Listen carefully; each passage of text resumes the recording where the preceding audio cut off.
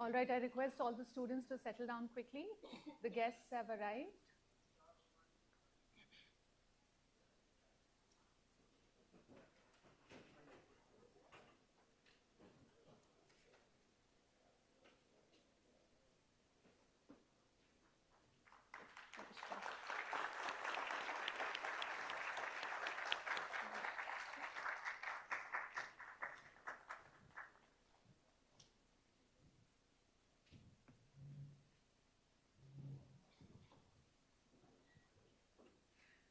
Namaskar, and a very good morning to one and all. On behalf of National Law University, Delhi, and Justice Bodh Sawhny Memorial Trust, it is my pleasure to welcome everyone to the 21st Annual Bodh Sawhny Memorial Oration 2023. To grace this occasion, we have with us today Nobel Peace Laureate and founder, Kailash Satyarthi Children's Foundation, none other than Shri Kailash Satyarthi.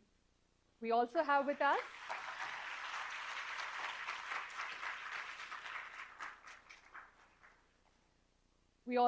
us Professor Dr. G.S. Bajpai, Vice Chancellor, NLU Delhi, Professor Dr. Ruhi Paul, Registrar, NLU Delhi, Mrs. Meera Nath, Trustee, Bodh Sawhny Memorial Trust, Professor Lalit M. Nath, Chairman, Bodh Sawhny Memorial Trust, and all other esteemed members of the Trust who are present today on this occasion.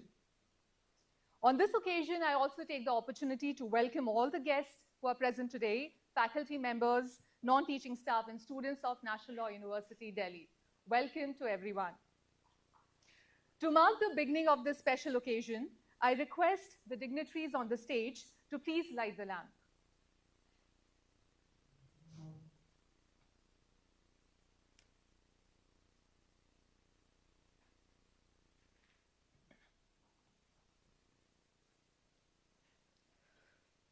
Ladies and gentlemen, as we light this lamp today, let it symbolize the eradication of darkness from our lives as well as from the world.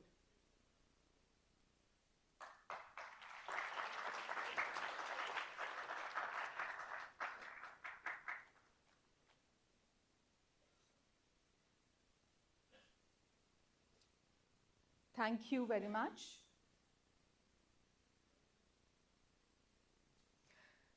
As a mark of respect, we would like to present a small token to our guests today. It's a very small gesture from us to honor Shri Kailash Satyarthi, the Nobel Peace Laureate. I request Professor G.S. Bajpai, Vice Chancellor, sir, to present a token to Shri Satyarthi. Please bring the token.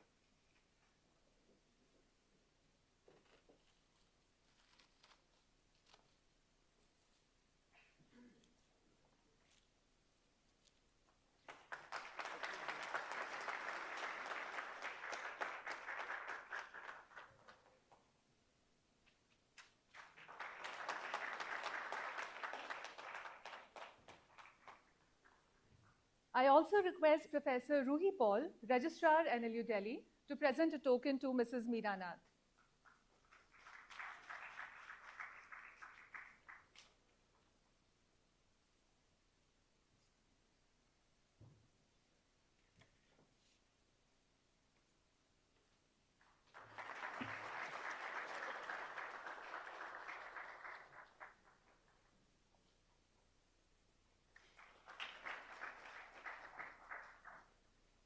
Thank you very much. And now I request Professor G.S. Bajpai, Vice Chancellor, National Law University, Delhi, to deliver his welcome address. Professor Bajpai is also the Chair Professor of Justice Bodh Sawhny Chair in Professional Ethics and Morality at National Law University, Delhi. So.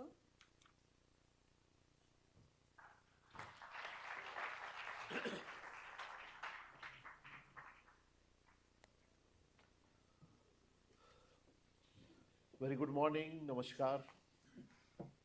It is my pleasure to extend a very warm welcome to Shri Kailash Satyarthi ji, Nobel Prize Laureate, Nobel Peace Laureate, and founder Kailash Satyarthi Children Foundation.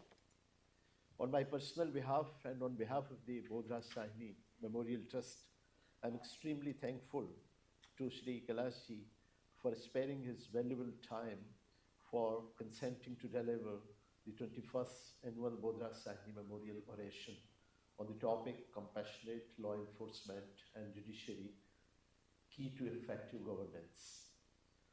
Madam Mrs. Meera Nath has always been a great support for all the activities under the trust. I extend a very warm welcome to her. I am equally pleased to welcome Professor Lalit Mohan Nath, Chairman BRSMT, and all other trustees and members of the trust. I welcome the registrar, faculty members and administrative staff members and my dear students on this occasion. I also welcome all esteemed guests who have been kind enough to spare their valuable time for attending this program. Professor Anulatha, the Vice Chancellor, Ambedkar University, Professor KPS Mehalwa, and all other dignitaries and faculty members who are present on this occasion. Let me mention something about this trust, which is because many of you may not be knowing the sketch and the details of this Justice Bodh Sawhny Trust. Let me first introduce about life sketch of Justice Bodh Sawhny. Bodh Sawhny, an eminent jurist, was born in Behra, Shahpur in Punjab.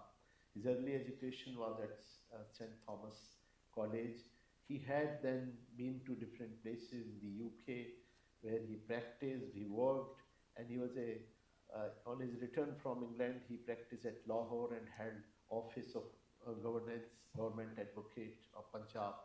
In 1907, he, in the Pindi Armory case, his father, Lala Hansraj Sawhny and Sardar Ajit Singh were arrested by the authorities and tried for conspiracy and insurgency against the British Crown.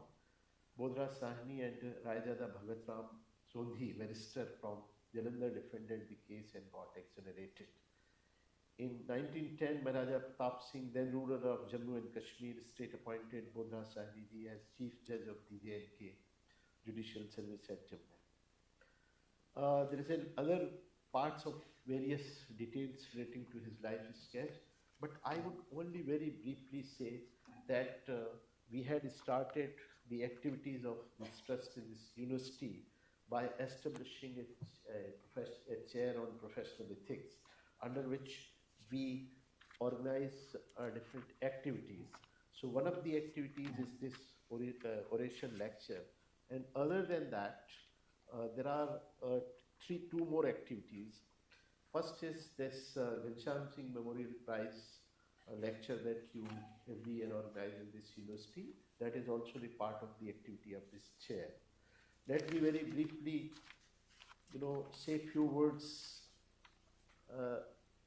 regarding the background of the activity of this chair and today's program. As today we have a very special occasion. Today we have the immense honor and privilege of hosting a luminary whose dedication to the cause of child right has illuminated the path towards a more compassionate and just society. Nobel laureate Shri Kailash Satyarthi ji stand as an icon of unwavering commitment and selfless dedication to the well-being of children, a cause that transcends the border and ideologies. His tireless efforts and resolute spirit serve as a guiding light, urging us all to champion the rights of the most vulnerable amongst us. Shri Satyarthi's life and work are not just an example but a testament to the tireless pursuit of justice. His presence here today at the National Law University, Delhi, to share his wisdom is a living testament to our collective commitment to ensuring justice and protection for the children of our nation. His passion, resilience, and relentless pursuit of child rights symbolize the unwavering commitment to creating a society where a child can thrive in safety and dignity. Today's discourse on compassionate law enforcement and judiciary holds paramount significance. Shri Satyarthi's work serves as an inspiration and a timely reminder that amidst the rigidity of law and strictness of law enforcement, the role of compassion cannot be overlooked.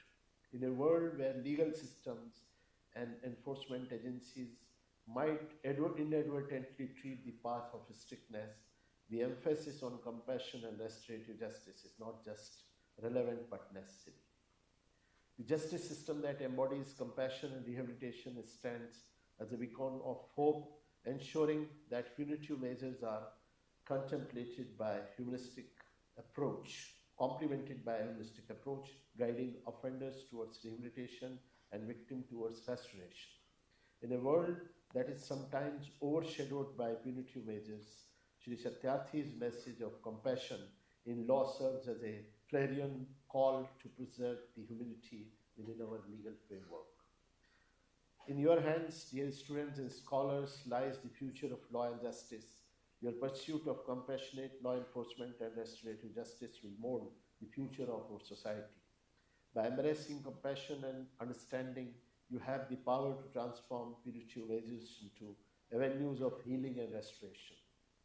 Shri Kailash Satyarthi's wisdom and experience serve as a foundation upon which we aim to build a legal system that not only administers justice but also nurtures a society that value humanity above all.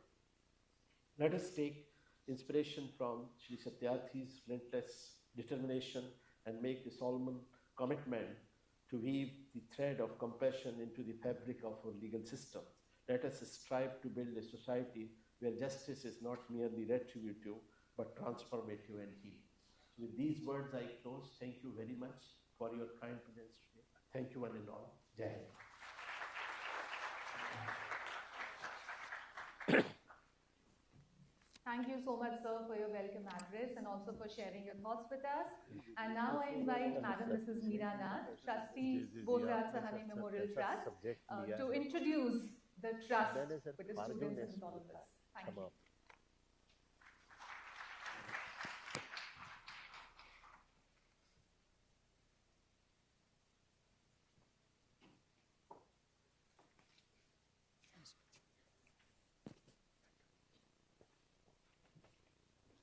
Good morning, everyone.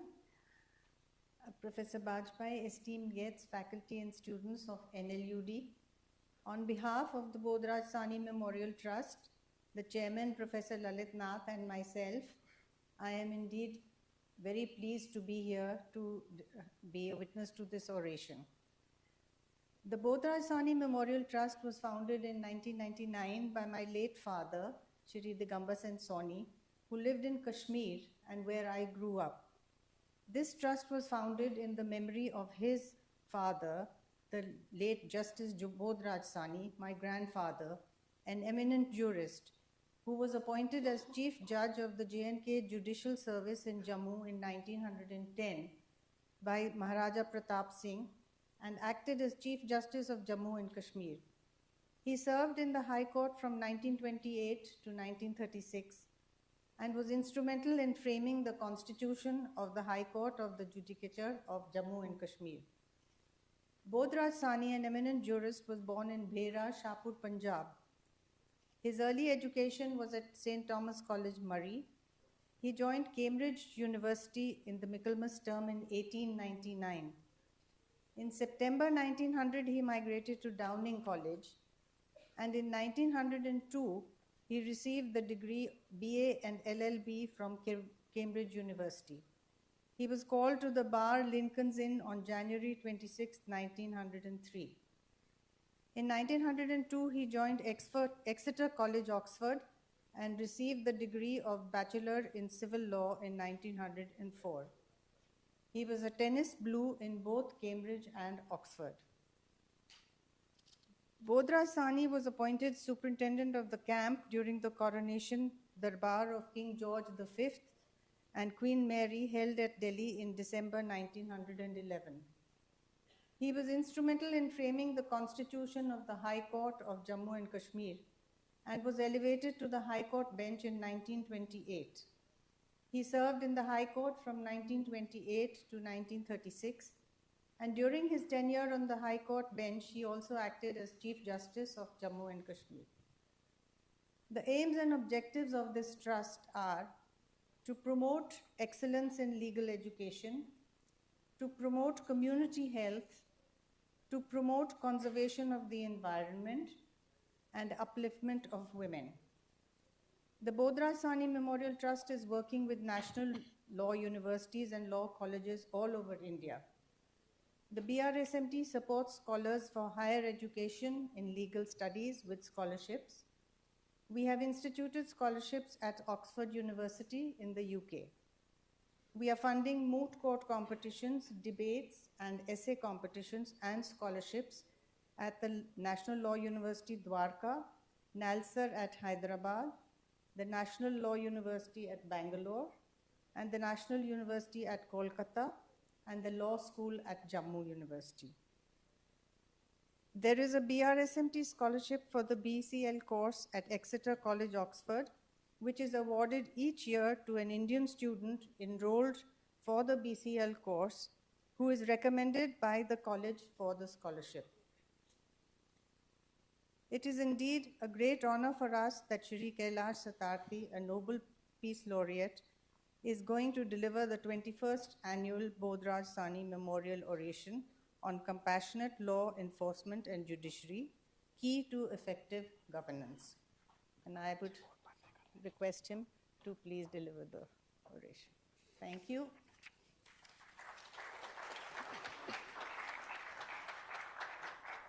Thank you so much, ma'am.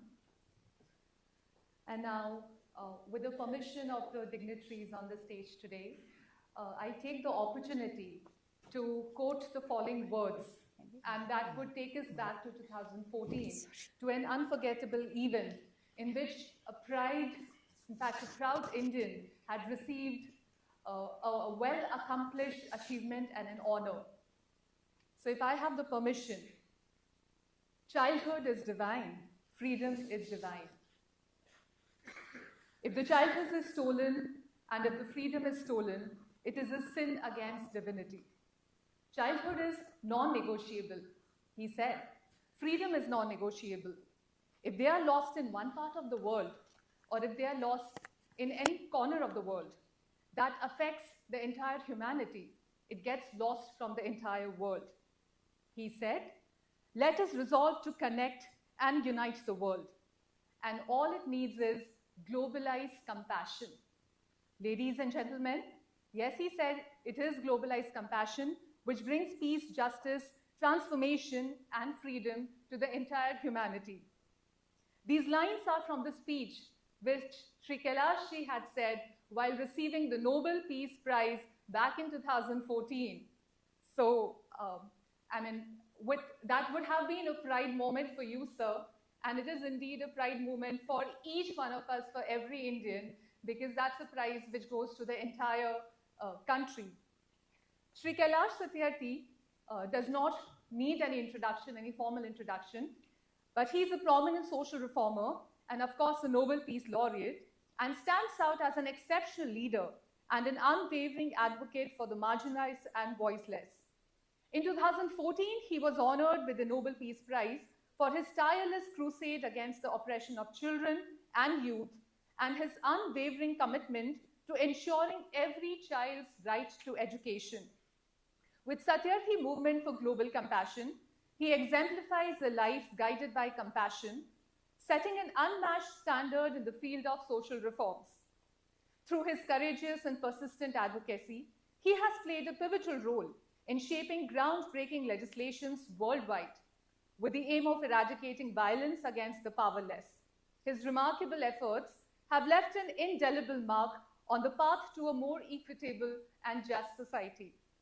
Through his organization, Bachpan Bachao Andolan, Satyarthi Ji has liberated more than 1 lakh children from child labor, slavery, trafficking, and other forms of exploitation, and developed a successful model for their education, rehabilitation, and reintegration into the mainstream society.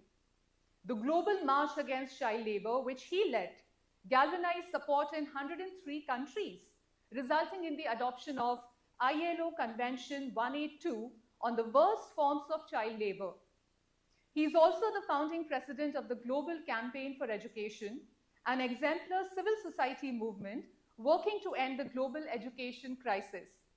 He successfully spearheaded a countrywide movement to make education a constitutional provision, which subsequently paved the way for, you would know this, right to education, right to free and compulsory education in India in 2009.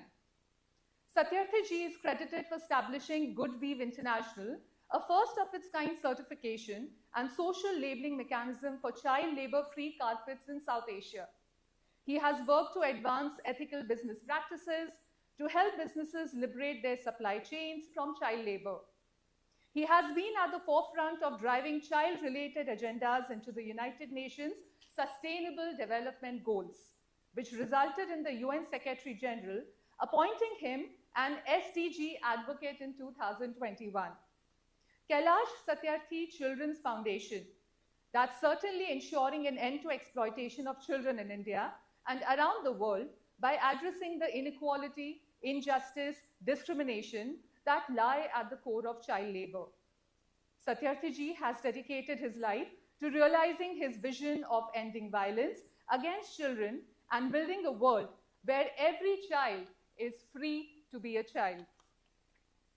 Satyarthi ji has also received several accolades, several prestigious awards, including the Parliamentarians for Global Action Defender of Democracy Award in 2009, US, Alfonso Common International Award 2008, Spain, Robert F. Kennedy Human Rights Award 1995, USA, Medal of the Italian Senate 2007, Italy, Frederick Ebert's Defunct Human Rights Award 1999 from Germany, Walkhart Foundation Lifetime Achievement Award 2019, Mother Teresa Memorial Award for Social Justice 2019, Rotary International Award of Honor 2022, USA, and certainly there is a very long list.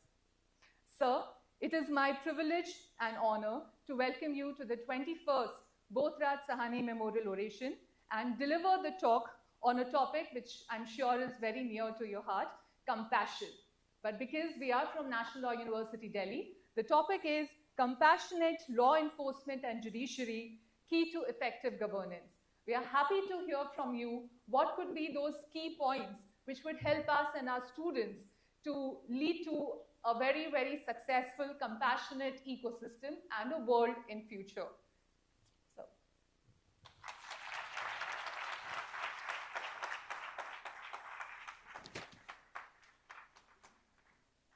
ये ठीक है sorry live stream चलिए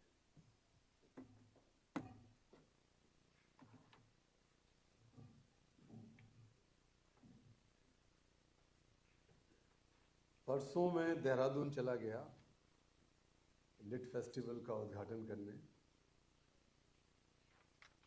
तो वहाँ शाम को सर्दी थी मुझे सर्दी लग गई खांसी हो गई जुकाम हो गया अभी थोड़ी देर बाद मैं केरला जाने वाला हूँ यहाँ से वहाँ विधानसभा में कुछ प्रोग्राम है कल तो जब मैं आ रहा था तो मेरी पत्नी ने कहा कि एक इस तरह का कोई शॉल या कोई चीज़ गले में डाल लो क्योंकि खांसी हो रही है तो जब मैं आया तो यहाँ मुझे बड़ी ठंड सी लगी तो मैंने रुक के उनको कहा टेक्नीशियन को कि थोड़ा सा ये एसी को धीमा कर दो लेकिन मुझे नहीं मालूम था कि यहाँ इतने दूरदर्शी आपके वाइस चांसलर हैं शायद मेरी पत्नी से इनकी कुछ दोस्ती हो पुरानी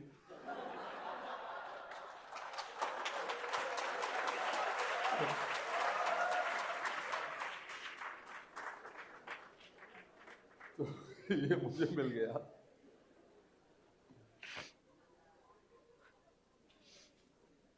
thank you so much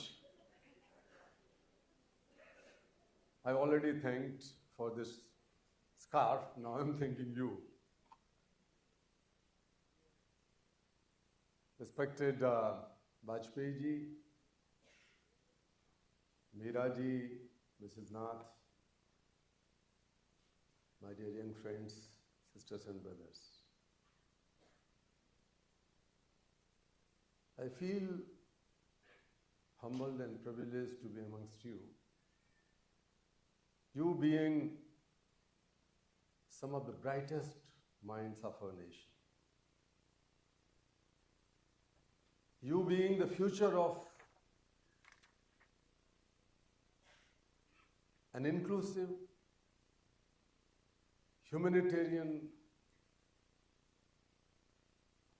law enforcement and judicial ecosystem in our country. And many of you definitely be serving national and international corporates,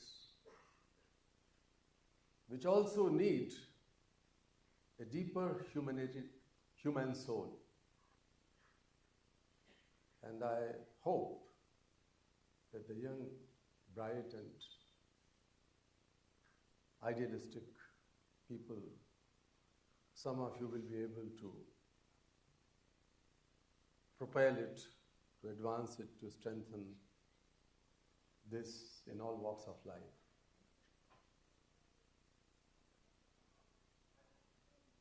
When my colleagues were sending this topic,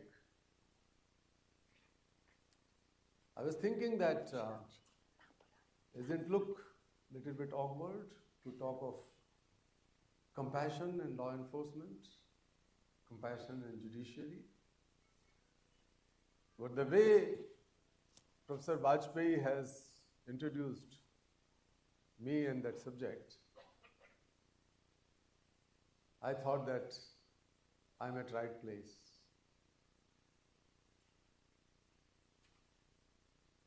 It's a general perception that compassion is a tender emotion. Some people talk of compassion fatigue. Some people think that if you are driven by compassion, then how can you deliver a sentence against a perpetrator or predator or a criminal? How can you do the proper investigation as a police officer? How can you draw a good charge sheet which may lead to prosecution and conviction? All these questions may come to your mind and minds of many people. But I am going to speak on this subject with a different perspective, different dimension, based on my own personal life and work. When I gave up my electrical engineering job, I was teaching in university, Bhopal University. Many people laughed at me, my colleagues said Kailash has become crazy, mad, because I was embarking upon an issue which was a non-issue, though it was a serious problem, but it was not yet acknowledged as a crime. That is child labor, child slavery, child bonded labor, trafficking. These words were unheard and hardly written somewhere. Many of you will be surprised to know that there was no single study or research published in the contemporary time about these issues. I'm talking about late 70s or mid 70s. India did not have its own law against child labor. Even the bonded labor law came to being in 1975, 76. And the law against child labor was enacted in 1986. So people like me and others, I won't claim the credit, but there were many like-minded lawyers. Some of the former judges in the country and some acting judges those days were really compassionate about such issues that I could feel. So let me share a few personal anecdotes.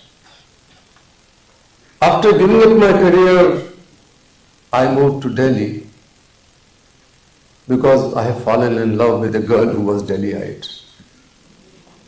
Not a bad idea. Because then I became her husband, or she became my wife. She is the mother of two of my bright children, one son and one daughter. And luckily my son is a prominent lawyer who is responsible for drafting and writing many of the protocols in India and abroad. Many of the Supreme Court Chief Justices and judges have conversations with him while delivering judgments on child right related issues or child protection related issues. He played a very important role in amendment of POCSO Act and also the amendment in, not just amendment, but the drafting of a bill which is pending in the court on, not in the court, in the parliament, against human trafficking. So he and his colleagues, Bhuvan Ribu is his name. So most of the judgments you see in the past few years, sometimes he appeared himself, but sometimes my other colleagues and friends, like Mr. Fulka, H.S. Fulka, is on the forefront of many of these cases and getting good judgments and directions from the Supreme Court of India and the High Courts. तो लोग मुझसे पूछते हैं कि आप law की बात करते हो, आप वकील तो हो नहीं हो? तो मैं कहता हूं नहीं सही, मैं वकील का बाप हूं.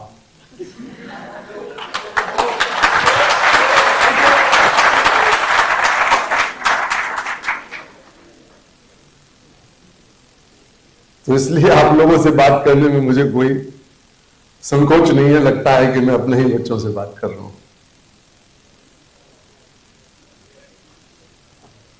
It was in 1980 when I moved to Delhi and started publishing a magazine which was solely dedicated for the cause of most marginalized, excluded and oppressed girls, boys, women and men.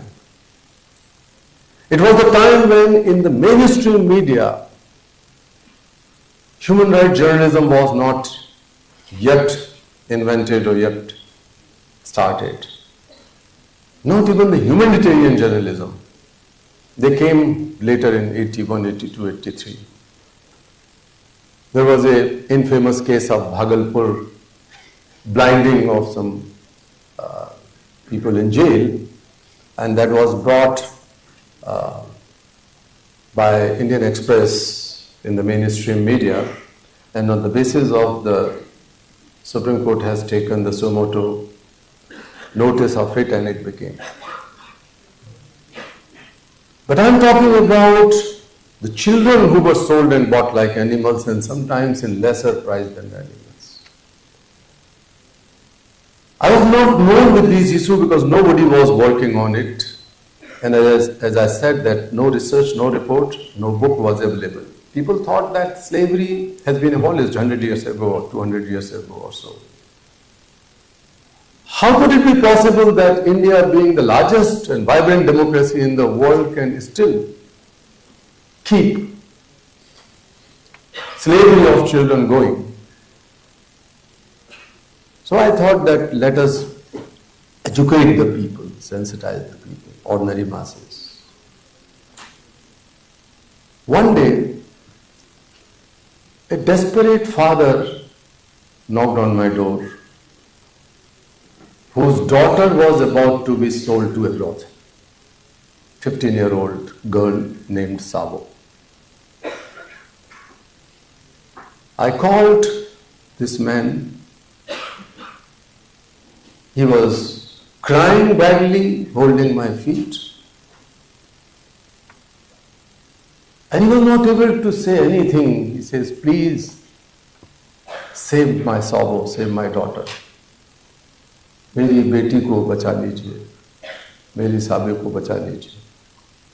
His only expectation was that I am going to perhaps publish that article and police or government or other people will know about this case and there could be a possibility of some action. But I learned that 17 years ago, he and his newly married wife and many more people from his native village in Aligarh district were lured away to work in Punjab, a place called Sawhny, you might be aware of, it's a very famous Gurdwara there. So they were kept in bondage for 17 years without any freedom, without any wages, anything. One day, some brothel agents from Delhi went to purchase this 15-year-old. This man's name was Wasal Khan. So Wasal told that his wife, and he heard about it, he didn't know what to do, so he jumped into a brick-loaded truck in the middle of the night without knowing where the truck was leading to. Somehow the truck reached Chandigarh. And then he jumped away and calling every person, please help me. My daughter could be sold any moment. Luckily, the daughter was not sold that day because the landlord, the slave master, was asking for more money, claiming that she is a virgin girl, though many other girls of her age or even younger than her were raped. It was not uncommon there. So father was telling this story to me. I offered a glass of water and tea several times because we could not complete so simply. And my dear young friends, when I was writing, I thought that if she was my daughter, I was also 26-year-old. I thought that if she was my sister, what would I do? I will hold the whole world upside down and do whatever possible. I'm not going to just write or ask someone to write a story and wait for some response. I left the pencil and paper and told Wasal, I am not going to write your story. And he was so shocked. He said, please, Babuji, meri kahani likh do, kuch to ho jayega. I said, no. I am going to go with you. I will rescue your daughter and other daughters and other sons and other children. That was in 1981, the month of February, end of February and early March.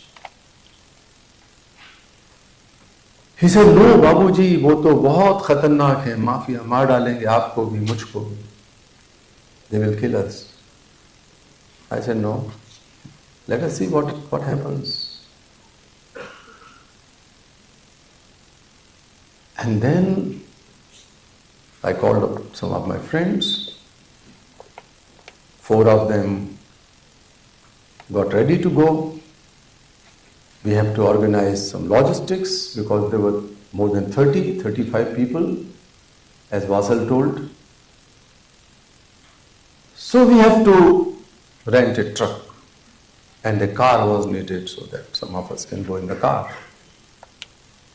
I brought Wasal Khan to my home, and my home was a small 10 feet by 8 foot storeroom of someone.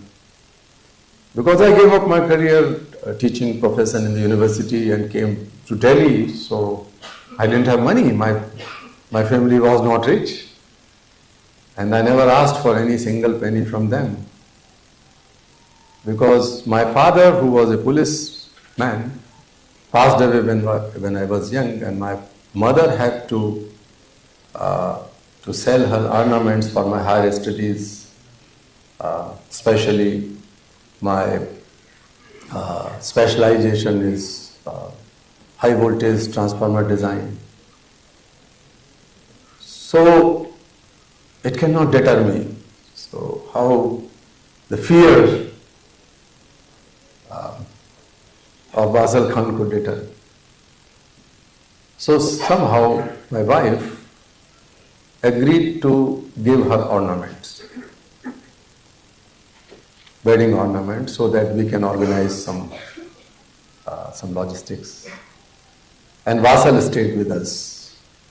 So me, my wife, my 1-year-old son, and my brother Vasal. It took 4 or 5 days for the preparation, or about a week. Then we went there, and a man carrying the gun came out and threatened us. He did not kill anyone, nor me, so I am here. But he was kind enough that he did not kill. But he threatened us to kill. But I was showing him my magazine, Sangharsh Jari Rahega, was the title of the magazine. I said, I am a journalist, I am the editor, I am the publisher of this magazine. I come from Delhi. You will go to jail, and all your bosses will go to jail if you behave like that. So somehow he was threatened. And then he picked up his bike and ran. I asked everyone to get into the truck. All children, women, man, everybody got into the truck. And they were crying out of joy, they were smiling, some of them. Most of the children up to the age of 15 were born and grew up there. They have not seen the outside world. But by the time the truck was about to move, a police vehicle, a police jeep came, and 2 or 3 people who were the owner of that brick kiln, they appeared. And they started beating all of us. And the people, children, women and men, elderly people, young children, 1, 2, 3-year-old, they were throwing them away from the truck. I could not do, I was helpless. And they pushed everybody inside the premises, fenced area of the brick kiln, including Vasal, who was beaten up badly. So, me and my colleagues had to run barefooted and torn clothes. Because the truck driver has vanished, and so was the taxi driver. So we came on the street somehow, and we reached Chandigarh. We had to come empty hands. But I don't believe that any living person can ever be empty heart. Can be ever empty mind. If we are able to sync our mind and heart together, the empty hands would be filled with some result. But if we lose our heart and lose our mind, then things go wrong and we have to remain empty. And right from my childhood, I strongly believe that there is no problem on the earth which is born without its solution in her womb. One has to be resilient, smart, courageous, dedicated, patient also sometimes, that this problem gives the solution. The problem now is that sometimes we look problem with a different angle and trying to find solutions with a different angle and different background and different knowledge and different wisdom. We have to connect these things and see the connection. That I learned that time also. So when I came to Delhi with my friends, I had an idea that I know a lawyer friend through some other friend. And his name was Govind Mukhoti. Mr. Govind Mukhoti was a senior advocate in the Supreme Court of India.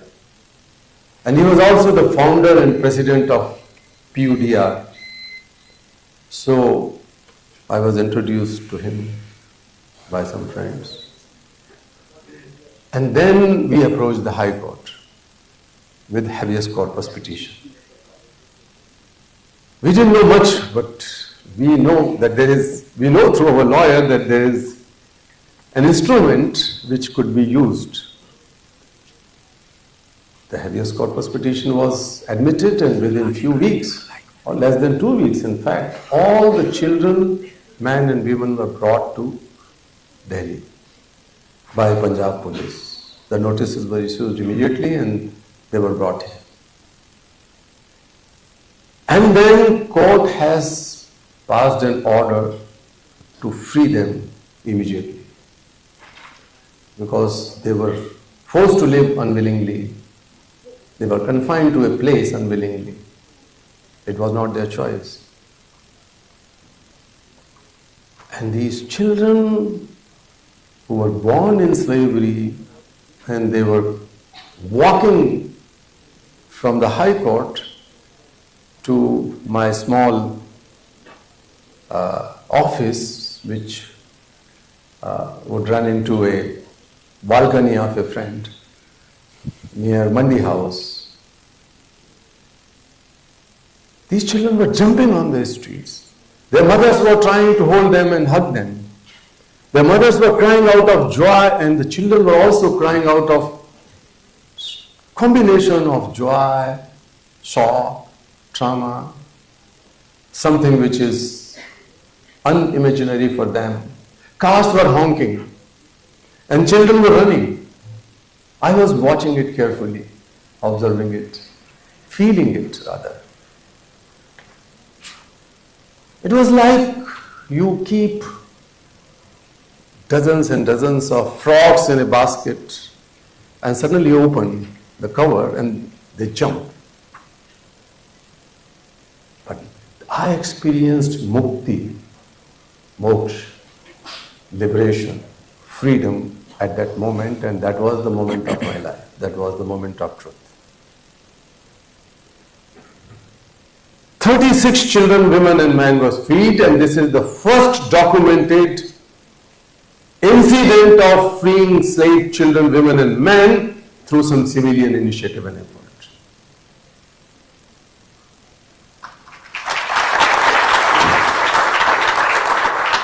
So, it has a combination of compassion, not just my compassion, but it came from my lawyer, pro bono.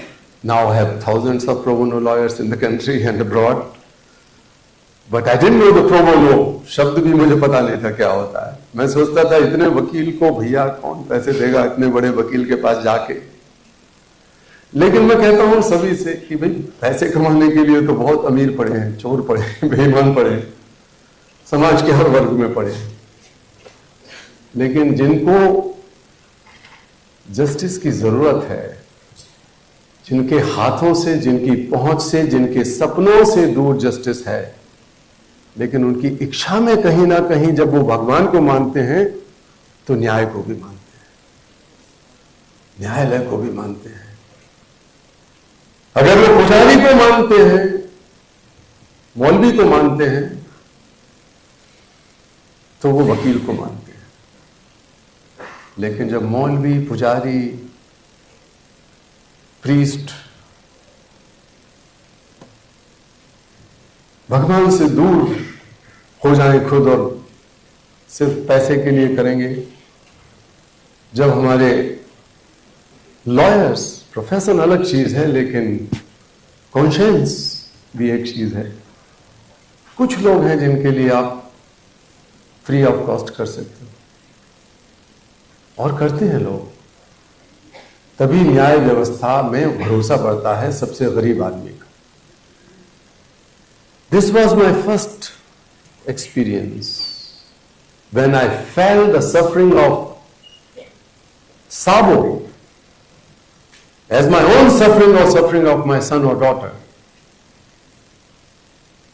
or my sister. This is compassion. I did not stop there because I could find the path. I know my goal. I wanted to see a world without slavery of children, exploitation of children. I wanted to see a world without hunger, where children are dying out of hunger, without wars and insurgencies and conflicts and violence, hatred. That was my dream, but I didn't know the path. My dear sister, young sister, Sabo, was the reason of giving me this path of life. So today, when everybody was talking about the Nobel Prize, I dedicate this Nobel Prize to Sabo.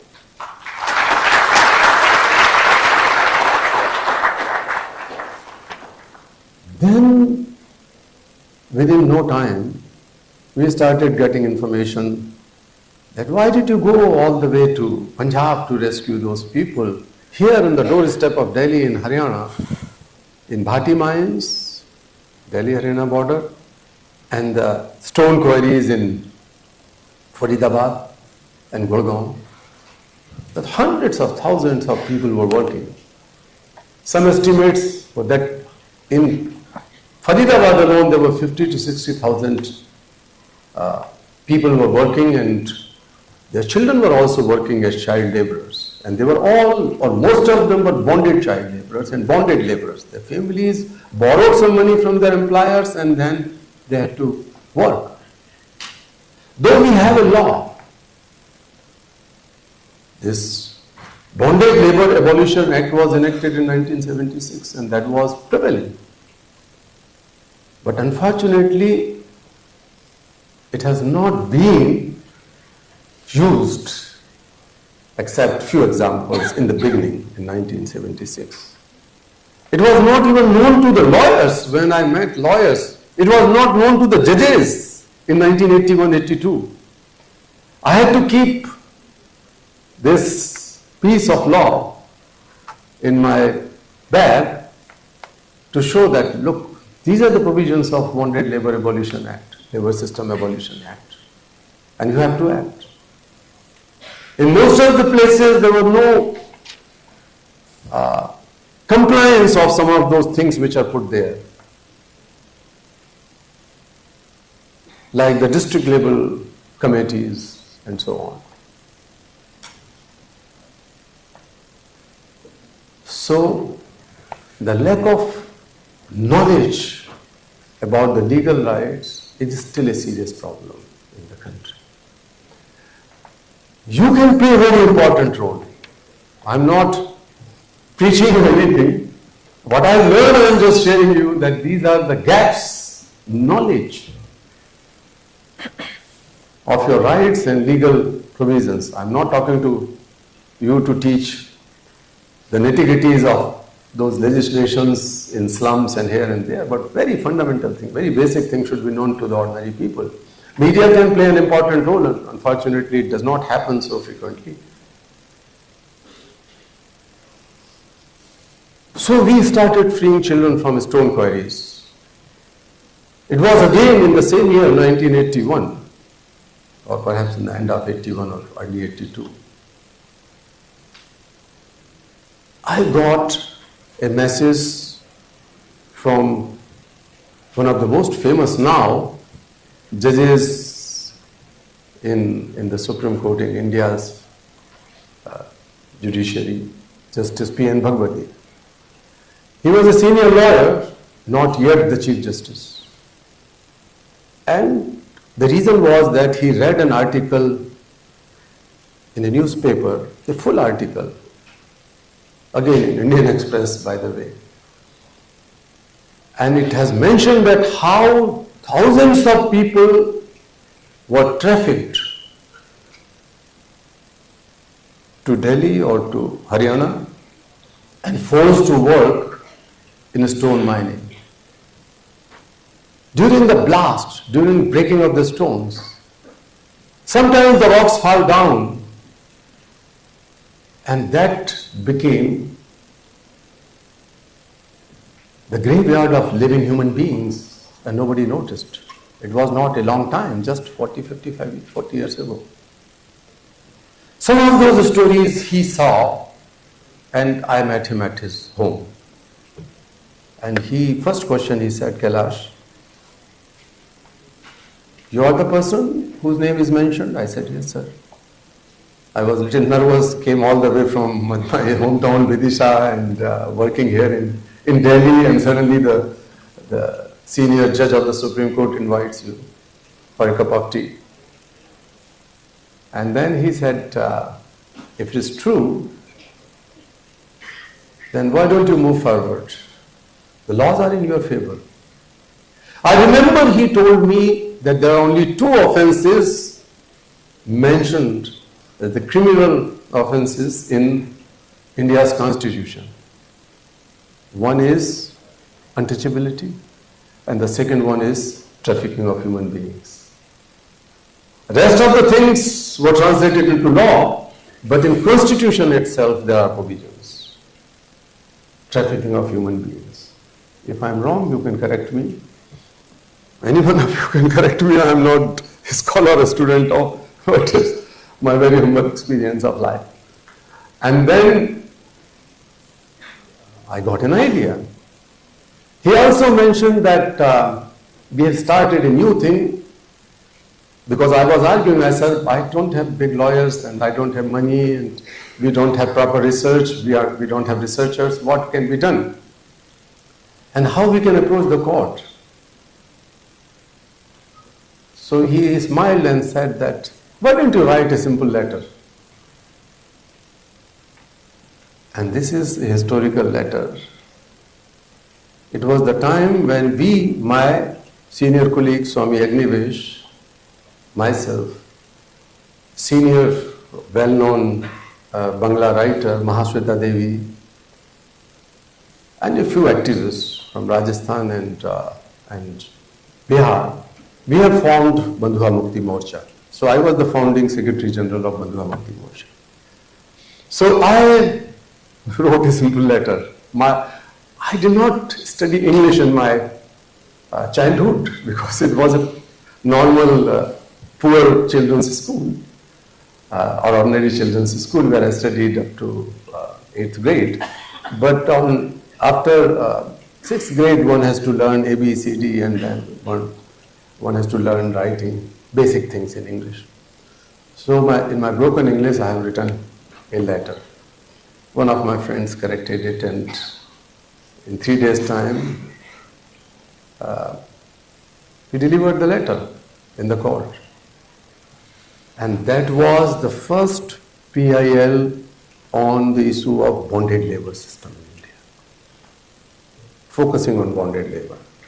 This might be taught to many people in the many universities in India, and abroad also, Bandhuha Mukti Morcha versus Union of India.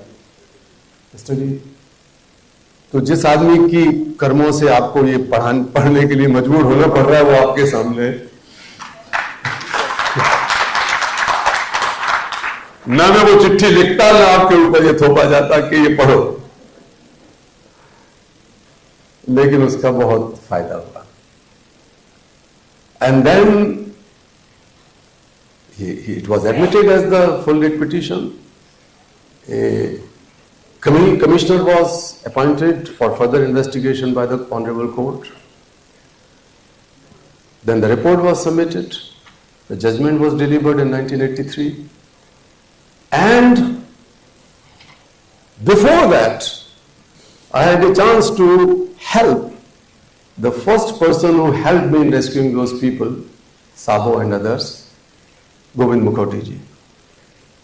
And Govind Mukhoti ji was doing a research and preparing for a court case in the Supreme Court on Asiad workers. That is also famous case PUDR versus Union of India. So, though I was not the petitioner, but I worked with him closely, and many other people worked with him to gather information that how these people who were brought to work in construction of all those flyovers we use now, many of these flyovers who were built, that were built during or before the Asian Games, Asia 82. So in 81, 80, this thing was happening. And then the same Justice P.N. Bhagwati has brought, or I would say broadened the ambit of the definition on bonded labor or forced labor. And then he said that those who have no choice, the lack of choice would be the part of, or should be considered as the forced imposed upon them, because they have no choice. Then in my case, Justice P.N. Bhagwati has even broadened the definition that those who were denied the statutory, the legal wages, minimum wages, and even they are agreeing to work, so-called willingly, that is not the willingness, that is their compulsion. If they are denied their wages, even if you are taking work from them and they are working in those situations, this is not willingly, this is not consent. And then he broadened the definition of bonded labor system or forced labor. He said that this compulsive work is force, and the force would be, in other terms, defined as the bonded labor system, the part of the bonded labor. So many things happened since then. So the compassionate judiciary played an important role in making our world a better place, our governance more effective, our society more just, human. Let me tell you, when you think of compassion, you may think of a tender emotion, as I said. Many people, or most people, mix it with mercy, pity, daya ka bhav, benevolence sometimes, forgiveness, kindness, etc., etc. And rest, mix it with empathy. But I am a student of compassion, or a student of truth. My name is like that. Satyarthi means a student of truth. So I wanted to dig out the real essence, and then through my own experience, but also learning about the genesis of all the religions in the world, major religions I would say, not all.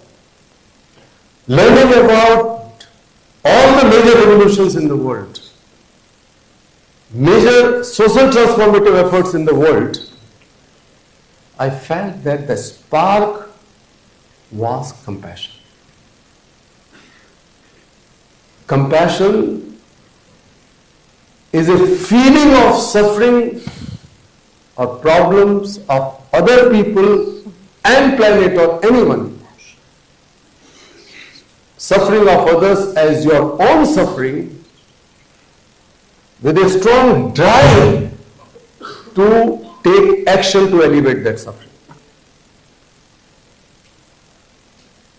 So many things happen simultaneously in this simple feeling of suffering, which is a very, very strong feeling, because it begins with taking cognizance of other suffering. And that means you are self-aware. Your awareness can make you to understand, to make you to acknowledge the feeling, the suffering of other people. Otherwise, you just pass by. Why you care? Why you notice? You notice when you are aware of those issues. Why the suffering? This is the suffering. Poverty is the suffering. Cruelty is the suffering. Child sexual abuses happen in this great country. 6 to 8 children, 6 children at least, are missing or taken to some trafficking or other word. At least 4 children are sexually abused every hour in India. 4 or many more? You are the expert. 4 or 5? 5. It's increasing. So 5 children are sexually abused every hour in India. And you also know that 221,000 POCSO cases are pending before the court. 2,21,000 मामले ऐसे बच्चों के कोर्टों के सामने पड़े हुए हैं जो पेंडिंग है। और हमने स्टडी करी, and then we found that in some states it will take 60 to 70 years for the disposal of those cases. I'm not saying that justice delivery, I am saying disposal of cases. And then I question that the girl who is raped, the girl who is abused today, how long she has to attend the court hearings without any protection, witness protection or victim protection? And even if she does, whether she will be going to the court hearings, taking her own grandchildren with her? Is it not a mockery on justice? So I am talking about, I am underlining compassion here. Compassion in law enforcement, investigation, prosecution, compassion in justice delivery. Because you take the cognizance to begin with. Then you connect with that suffering. Then you feel that suffering. Then you feel the suffering so deeply as it is your own suffering. And then you evolve. You emerge with some ideas as a problem solver, that how to solve that problem or suffering of other person. That idea turns into a resolve. Neither the idea is a tender thought nor the resolve. It needs a strong inner self as a problem solver. And then you take action. And when you take action means you have to be innovative, you have to be systematic, you have to be creative. You should have those guts to take initiative. Only then you become the leader in problem solving. And that is compassion. And that is absolutely altogether different from all those good human traits we were talking about. Good qualities of being merciful. Great, being merciful. Great, do some benevolence. परोपकार कोई बुरी चीज नहीं, बहुत महान चीज है. सेवा, सर्विस बहुत अच्छी चीज है. किसी को प्यार करना बहुत अच्छी चीज है. लेकिन in all these cases you don't go so deeper as a problem solver. You cannot reach out to the root causes of the problems and be the problem solver. That happens only in case of compassion. You don't leave the things in between because you feel that this problem is your problem. तो आप बीच में छोड़ के नहीं भागेंगे. It does not make you selfish. It does not make you egoist. Ego किस बात का?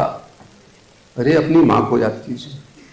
अगर आपको चोट लगी बचपन में तो मां क्या करेगी? किसी कानून को देखेगी कि किसने चोट लगाई, क्या हुआ? कोई योजना बनाएगी? कहीं ये सोचेगी कि उसके पास कितने पैसे हैं, पहले इसका हिसाब लगाओ, पहले इसका बजट बनाओ, उसके बाद में अपने बेटे या बेटी को इलाज करूंगी या कराऊंगी.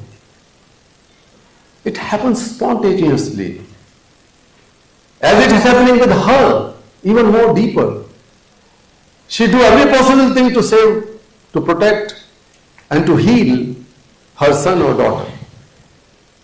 And that has been properly researched, both in the modern science that is called epigenetics, that is also researched well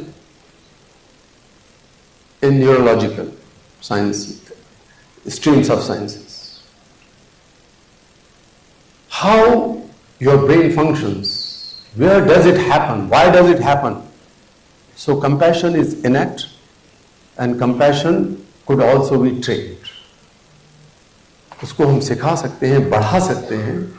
If a mother and a child has that compassionate biological relationship, biological I underline here, neurological I underline here, the biochemical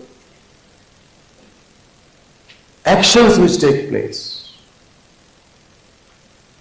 in brain,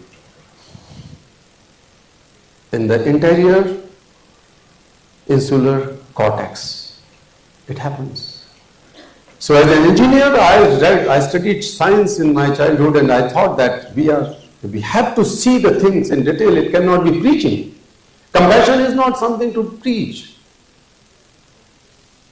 साधु लोग कहते हैं ये भगवान का है, दया करुणा ये वो भक्ति सेवा अच्छी बात है, सारी मैं उसके खिलाफ नहीं हूं, लेकिन as a lawyer you are the problem solver.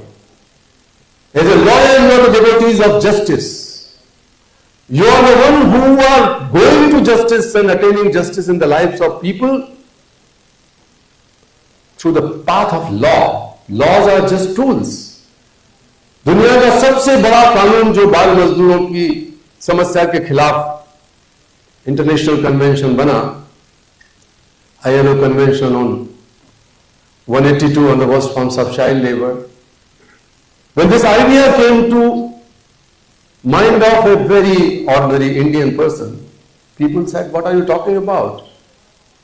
It will go through ILO and it would be ratified in the UN system. So how could it be possible if you are not a government? Only the government can bring this, not just one government, but a group of governments have to bring it as a new bill, a new convention. तो मैंने कहा भैया गुलामी और सभ्यता साथ साथ नहीं चल सकती. या तो गुलामी करा लो या सभ्य हो जाओ, या तो युद्ध कर लो रूस में और यूक्रेन में, आप बच्चों की हत्या कर लो इजराइल में और पैलेस्टाइन में, या फिर सभ्य हो जाओ. If any single child is in danger, if any single child is killed, maimed, we can't call ourselves civilized. हम सभ्य नहीं हुए हैं अभी.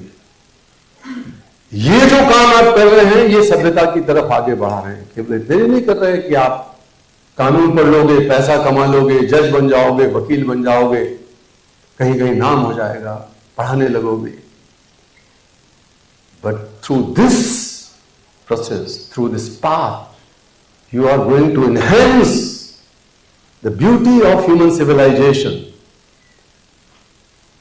Justice brings the beauty, and justice is not simply a utopia. It's rooted in righteousness, the very fundamental issue of righteousness.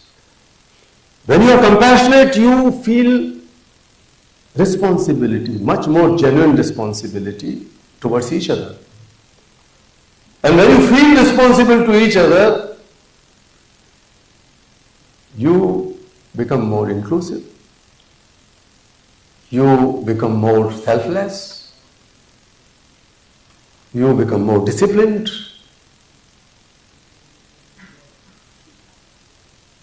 तो ये सब चीजें जो मिलेंगी, that leads to your behavior. And that behavior driven by, human behavior driven by compassion is essentially the righteousness. Dharma nahi hai, righteousness. And that is also the origin of jurisprudence. क्योंकि आप चाहते क्या हो?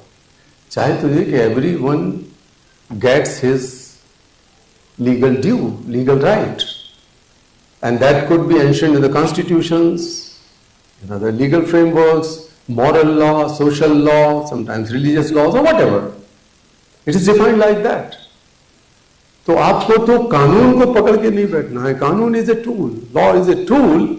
If the tool is in right hands, अगर ईश्वर की प्रार्थना मंदिर में करने, मस्जिद में, गुरुद्वारे, गिरजाघर में करने के लिए कोई जा रहा है, उस पुजारी के हाथ में जो सामान है, अगर वो चोरी का, बेईमानी का सामान है और उसमें उसकी नजर लगी हुई है, तो वो ईश्वर के पास कैसे उसकी आराधना प्रार्थना पहुंचेगी? तो अगर इसी हालत वकील की है कि आपके हाथ में कानून है, आप उससे किसको बचाना चाहते हो, कि कहां से पैसे कमाना चाहते हो, ये तो आपके ऊपर है। कि अगर आप जस्टिस, जिसको धर्म का मतलब किसी धर्म का बात नहीं कर रहा हूं, I am not talking about an organised religion, the core fundamental principles of life which makes you happier, which creates an equilibrium between the society and you in such a way that nobody harms each other, nobody snatch away or rob of the dues of each other. That is the state which we have to reach through compassion and through justice. तो ये चीज हम लोग कर सकते हैं। मुझे लगता है बोल लिया हूं पूरा, मेरा काम खत्म हो गया है, लेकिन चाहो तो और 5-7 मिनट बोल लूं। 5 मिनट क्यों भाई? किससे कर रहे हो, मेरे से या रजिस्ट्रार से? ज्यादा लोग डरते हैं मुझे लगता है। मैंने देखा है कई, हम जब पढ़ते थे यूनिवर्सिटी में, तो हमारे वाइस चांसलर के मुकाबले रजिस्ट्रार से डर लगता था हमें ज्यादा, क्योंकि रजिस्ट्रार तो हर वक्त मौजूद है कुछ सवाल करने का, टीचर और रजिस्ट्रार से। लेकिन मैं डर की बात नहीं कर रहा हूँ, मजाक की बात है। मुझे नहीं पता, मैं आपसे पहली बार मिला हूं और वाजपेयी जी से भी पहली बार मिला हूं, लेकिन मिलेंगे हम, और आप लोगों से भी किसी न किसी रूप में कोशिश करेंगे कि आप इस बड़े अभियान में किसी न किसी रूप में शामिल हो सके, हिस्सा बन सके। तो अभी 4-5 दिन पहले I was reading an article, not article, just news article. I knew, I had some kind of gut feeling that this is going to happen. This piece of news was about a heinous crime. Last year, I think it was 31st of July, when a train leaves from Jaipur to Mumbai. In between, somewhere, a policeman appears, the railway police personnel, named Chetan Chaudhary. He starts sloganeering, abusive, full of hatred.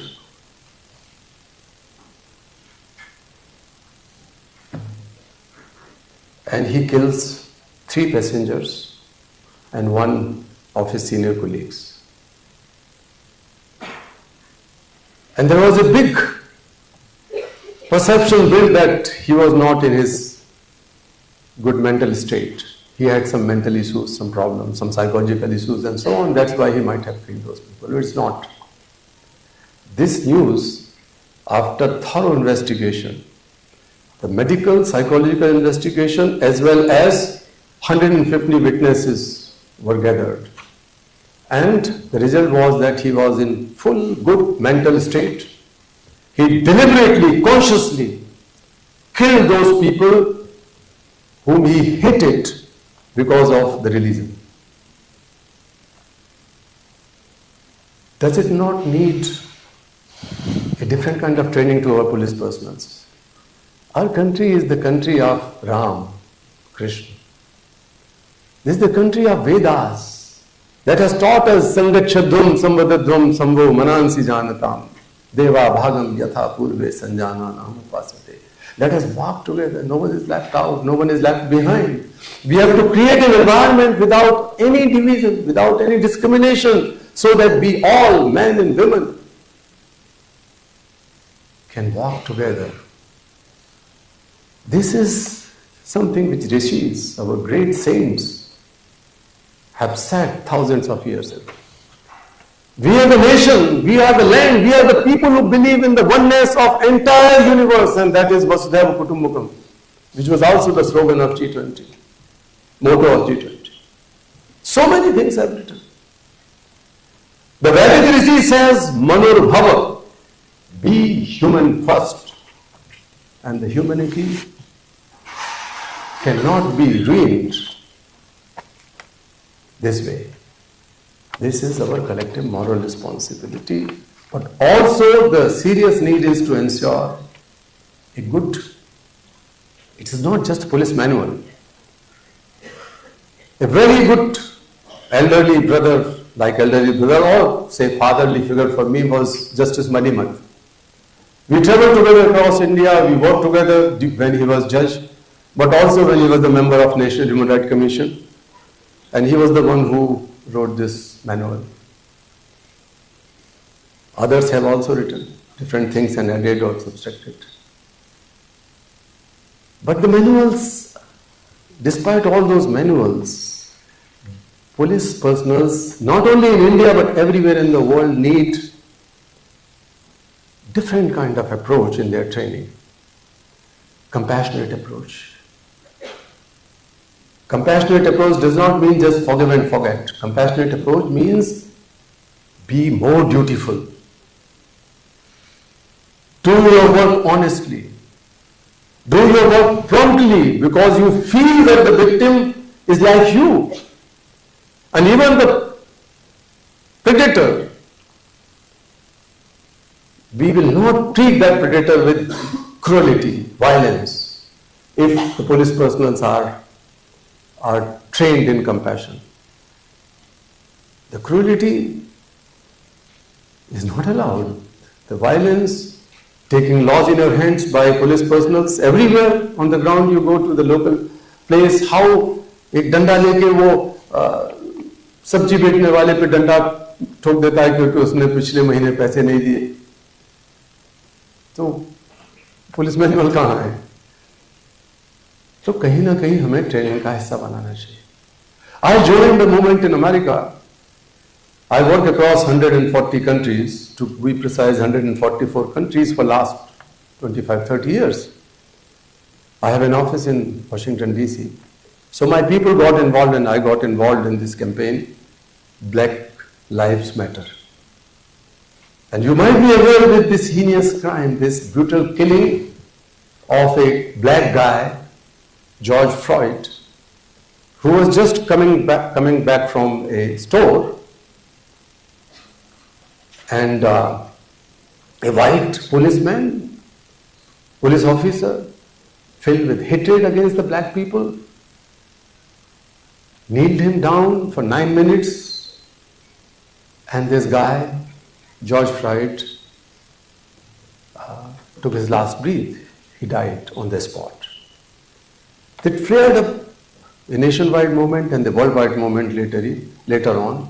This is against the racial hate, which is still existing. If our investigation, if our prosecution, if our convictions by the judiciary is driven by any of these things anywhere in the world, that means there is a serious lack of something, and that is the lack of compassion.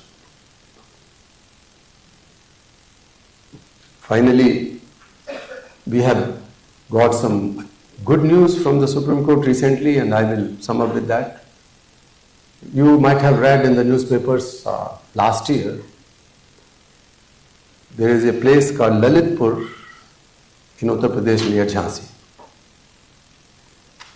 A 13-year-old girl, एक 13 साल की लड़की, उसको कुछ गांव के लड़के परेशान कर रहे थे, harass कर रहे थे, sexually harass. So her mother and she went to the police station. Police did not write the complaint. She went again to the police station with her aunt. It was the evening time. The police station officer, SHO, asked this lady to sit outside and called only the 13-year-old. She was raped whole night. And then she left in bad shape. Police inside the police station. A 13-year-old girl goes with expectation, with simple plea that I am being sexually abused by some local people, 4 boys, please help me. she was raped. Somehow, a local child welfare committee person came to know. She called my office. My office, some of the leaders are sitting here. Dhananjay Singh GR is here. He is our executive director. And another executive director who is dealing with the POCSO cases is George. And someone who is my advisor is the former additional secretary in the Ministry of Home Affairs in Government of India and also served as the chief secretary in Maharashtra. So he is devoting time out of his compassion. I have a squadron leader who is working for me. Squadron leader या कुछ और बड़ी चीज़ थी आप? और भी कुछ था? अच्छा. There is a beautiful young lady sitting here. She is graduated and did her study and work in England in Sussex University, but she decided to work for the children of India. So people like that are driven by essentially by an element of compassion and working. I thought to introduce them, and Arvind is sitting here, and he's just married, so I can't say many things. Maybe after a year I will talk about you. So, dear friends, in this case, we took up the case, and we learned that the local police, state authorities completely denied. They were in denial mode. We opposed the court, and somehow the FIR was registered. This girl and her father was brought to Delhi. She stayed here in our ashram. My wife and I spent a lot of time with her. And that survivor, the time she was 13, 14, and she was traumatized. She was asking that, would you take me to any police station? Would any police personnel will come to talk to me? She could not differentiate between the lawyers and judges and the police. सब बड़े साहब हैं उसके लिए. एक साहब ने जो किया उसे हमारी जुडिशरी, हमारे सिस्टम से भरोसा उठ गया. We brought this issue before the Supreme Court of India. And the Supreme Court of India in last, I think August, passed an order to make sure that not only she, but everyone in Uttar Pradesh, every survivor or victim of such cases should be given a paralegal support, and given an order to appoint the paralegal officers in each court, in each police stations. And then following month, I think last month in September, there was another order passed that it should be done across the country in case of every POCSO survivor. So every government, state government, is supposed to appoint the paralegal support persons for such victims of sexual abuse and rape across the country. And that's what these were our petitions. So that is a big, I would say, leap in that direction, where the paralegal officers would be helping. If there was a paralegal officer, there was a person who was support person sitting in that police station that evening, then perhaps this crime might have not taken place. So we can safeguard many young children by way of doing so and expedite that case. So things are moving. When I got the Peace Prize, everybody said that your country is so problematic, so many complications, so complicated country. This slavery, trafficking, what would happen? And I was smiling, and my spontaneous answer on that very day of 10th of October 2014, and I stick to it now. My country, India, may be a country of 100 problems, But my motherland, my India, is the mother of over 1 billion solutions.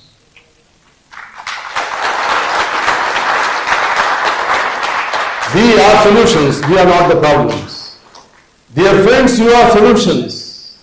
Think as a problem solver.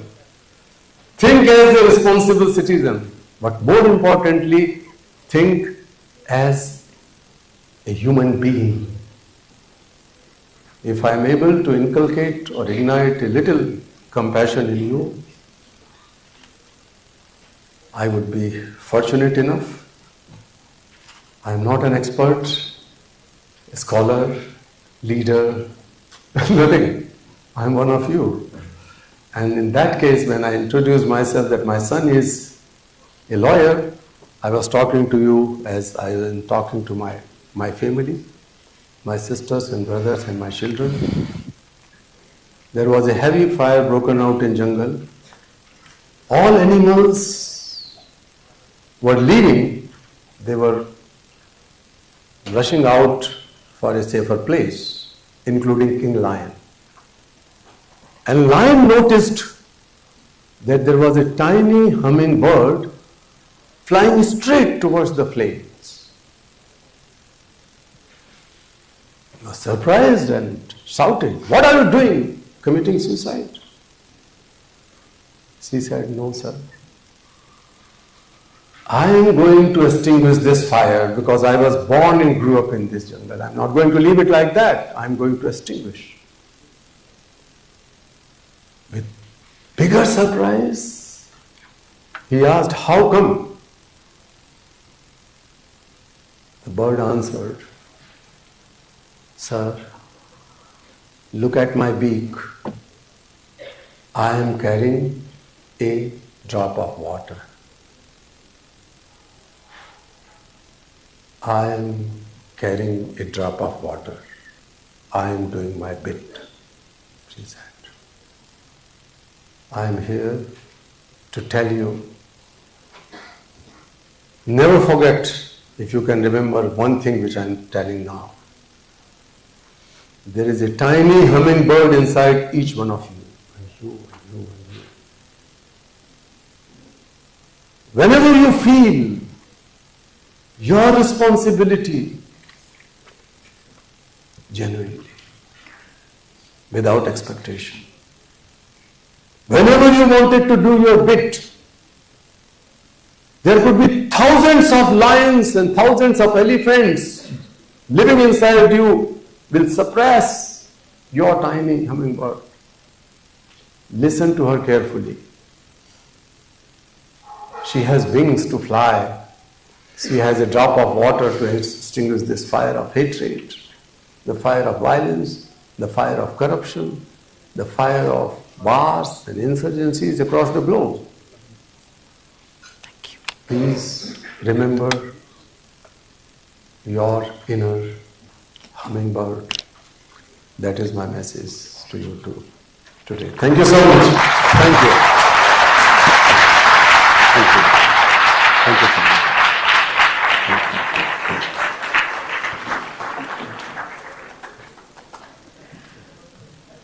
Sir, thank you so much for sharing your life experiences with us. Your oration has certainly inspired us to be more compassionate in our respective professions.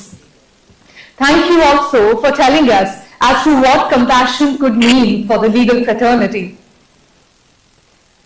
On an early occasion, sir, he had said on some different platform, समाज में करुणा की भावना जगाना ही है समय की मांग. इस समय की मांग को पूरा करने के लिए आज के युवा विद्यार्थी एकजुट हैं. So, today this auditorium of NLU Delhi is a testament to the transformative power of compassion. It is also a testament of young law students' determination to adopt a more compassionate approach in their lives.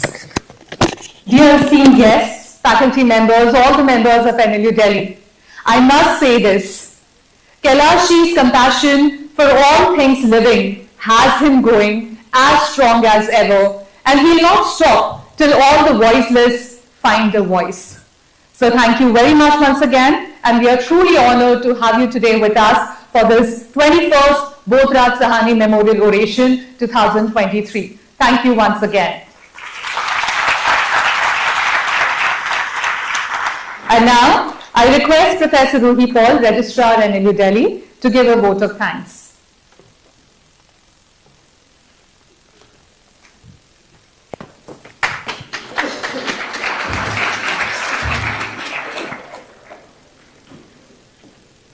So this brings us to the end of this very soulful and inspiring oration. What I have learned from this oration is this is a story of courage, empathy, compassion, determination to the cause, and a lot of sacrifice. So I think these are the main key takeaways for all of us today from this oration.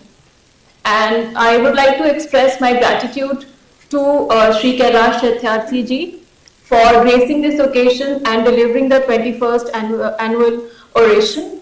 I'm very thankful that you actually shared some of your very live examples of the work that you have done, and I'm sure that might have instilled a lot of inspiration in the hearts of the students for whom we have actually organized this oration. And when Sir was talking about compassion and empathy, the values of compassion and empathy, I also would like to take liberty to suggest a book which is by Jonathan Herring. The title of the book is Caring and the Law. And I think he is the professor, he's a professor in the University of Oxford. And in his book, he has challenged some of the very conventional assumptions of law. And he writes, much of the law is based on the assumption that we are competent, detached, independent people who are entitled to have our rights of self-determination and autonomy protected.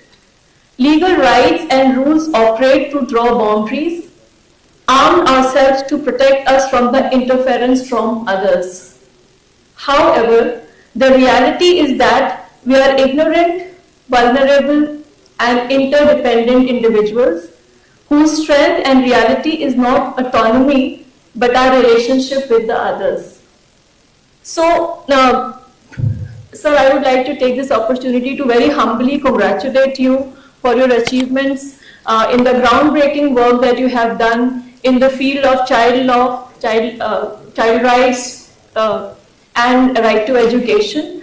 On behalf of the National Law University, we want to appreciate and thank you for the laurel of bringing the Nobel Peace Prize to India, which is a proud moment for all of us for the contribution that you have made.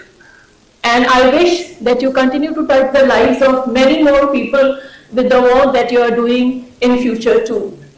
I also would like to express my gratitude to Ms. Meera Nath and the chairperson also of the Bodh Raj Sawhny Memorial Trust for collaborating with us for organizing this oration and for all other academic pursuits that they are doing with us. We are very grateful to you. I would also like to express my thanks and gratitude for all the guests who are joining us from the Bodh Raj Sawhny Trust and from Kailash Satyarthi Children Foundation. I also want to express my gratitude to all the other distinguished guests, vice chancellors, deans of different law universities and law schools who have joined us. I also like to thank my colleagues from teaching and non-teaching area of the university for coming together and joining us in this oration. I also like to express my thanks to all the audience who are joining us online, because on popular request, we are also live streaming this event. Lastly, I would like to thank our students and the students from other universities who have joined us for this occasion. And I hope that you might have the spirit that Kailash sir has in himself, might have instilled a lot of courage in you also to take a cause and be very honest to the cause that you might be taking in future. And I want to leave all of us with an encouragement from a quote of Gandhi ji, when he says, and I quote, "Whenever you are in doubt, so in whatever capacity we may be working, either working for making law, interpreting the law, implementing the law. So in whatever areas we may be working and contributing in the society, so in that case, or when the self becomes too much, recall the face of the poorest and the weakest person whom you may have seen and ask yourself if the step you contemplate is going to be of any use to him or her. Thank you so much, one and all.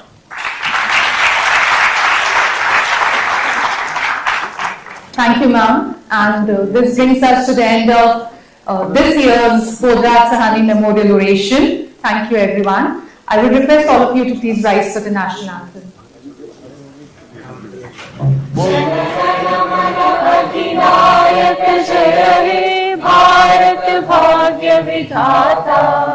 Punjab Sindh Gujarat Maratha Dravida Utkal Ganga Vindhya Himachal Yamuna Ganga उच्चल जलधि तरंगा तब शुभ नामे जागे तब शुभ आशीष मांगे गाहे तब जय गाथा जय गण मंगलदायक जय हे भारत भाग्य विधाता जय हे जय हे जय हे जय जय जय जय हे.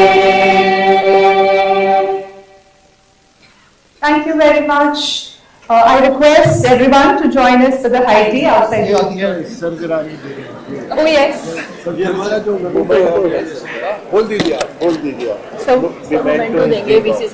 all right. I will request the students to please wait, please stay back. One last thing, Kailash sir would like to give a memento as a token of appreciation and honor to our Vice Chancellor, sir. So thank you very much. Thank you. And now we can proceed for the high tea. Thank you.